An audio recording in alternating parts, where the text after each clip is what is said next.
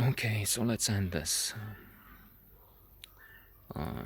story that had this exotic Middle East element in it.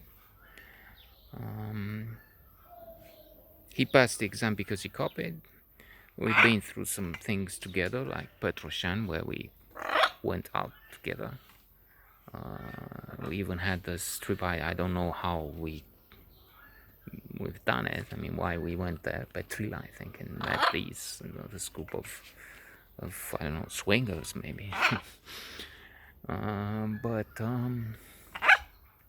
some years later, 2, 3 years later maybe, while working as a guide, I had some currency, some dollars, and I know that this was a huge disappointment. In fact, this is when maybe I started hating this guy for a while. I mean, then it became obsolete. I mean, so I give him some dollars. I don't know, 10, 20, 30, and what he brought back, a pack of coffee or something, was ludicrous. Maybe probably it's blown out of proportion, hyperbole and all that, intended, and then just magnifying some small details of the past into important issues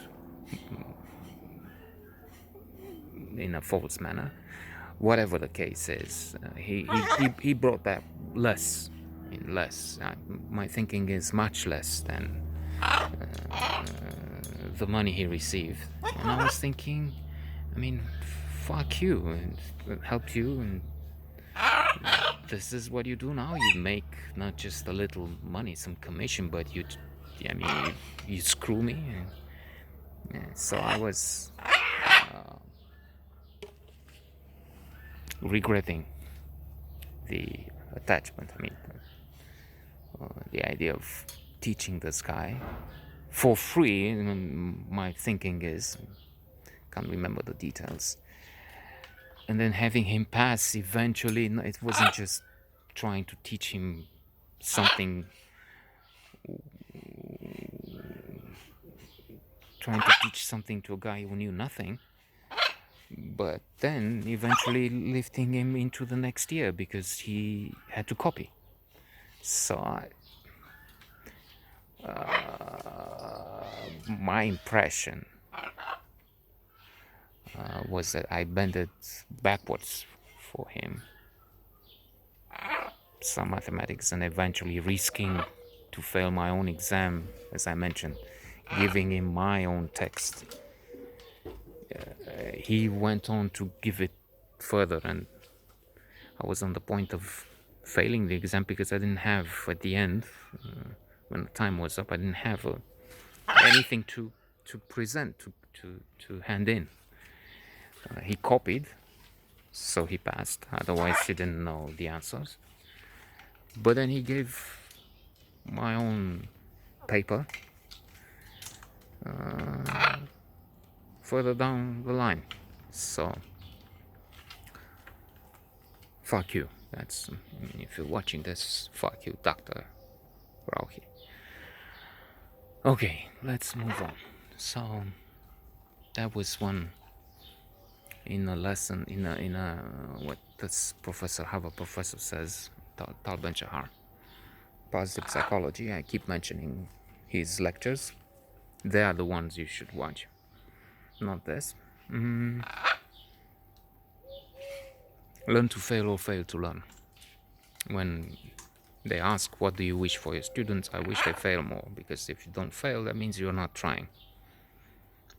And you have to try. That's how you learn. So, maybe I learned a lesson from this, I don't know.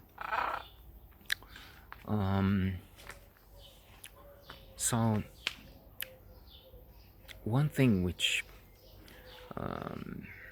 happened eventually, alhamdulillah, was I lost my virginity, but I have problems remembering when. It's a fact, it wasn't soon, it wasn't at the time At the proper time, I'm thinking we shouldn't have been, I don't know, 14 as some boast, but it not 16, not 18. It should have been earlier. That's clear. That's definite. For one thing, this mind would have been in better shape. Oh, maybe. And then no such overcompensation, no such fury. I mean, pressure accumulated. I don't know what the psychological effect was. That's part of the point of doing this. Maybe I find alone since nobody's watching this, which is for the better, maybe. And it's like having a session with an analyst, which I'm not paying, but it's just that telling my story to someone, a fictional someone, maybe I come to a revelation. I come to the understanding that this is what happened. Like it is now, it seems that waiting for so long, waiting. I mean, it's not for lack of trying, but I didn't have the ability, I didn't have the skills, I didn't have. For some time, I didn't have the ease to talk. I didn't have. That's one reason why so much now. Talking, because there was a time when I couldn't. In one of the previous episodes, I mentioned that girl in Mishu, in Michael the Brave, when there was a chance to be with someone so smart. About the looks, she was nice. I guess. And it wasn't a question of marrying, or I don't know. And even marrying, you marry with a very beautiful woman after 2 years, as the same Tal Ben Shahar says. And others, psychology, the honeymoon effect. After 2 years, you feel the need for somebody new. You can be married to Halle Berry, but if somebody comes who's 100 times worse in terms of looks, still she has the benefit of. It doesn't have to be that way. You're not running away for sure as a rule, but there's a tendency. There's a Coolidge effect also. American president went on a farm with a wife. It took anecdote with chicken. And how many times does this rooster didn't use the word, but let's use it here. With no audience, it can work. Fox the hens. I don't know the answer, but it's impressive. 80, 100, 200 times. Tell that to Mr. President. The President asked, is it the same hen? Always the same hen? No, it's always a different hen. Tell that to Mrs. Coolidge. So it's this idea of tendency to change partners. So this was exaggerated. Once I wet the beak, once I lost the virginity, it was a fury to move from flower to flower and act as a Don Giovanni without the charm, without. I mean, I have a. This is nothing to be proud of. It's no merit of mine. Symmetry and some decent good looks, as a little over average, not Brad Pitt type of looks, not George Clooney or whatever, but a gift from nature, God, whoever. And then, after a period of blockage,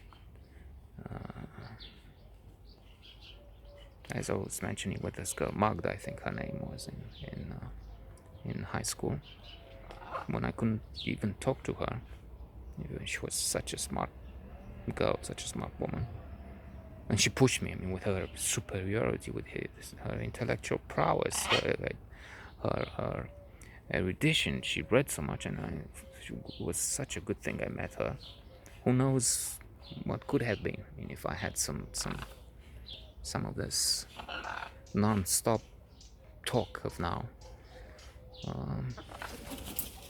maybe the progress would have been even more fantastic. But she pushed me. I mean, she said do this, but I felt the need to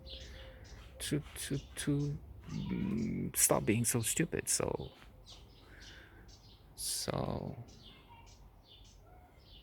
unread.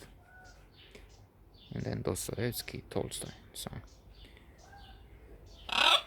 and it's time to finish.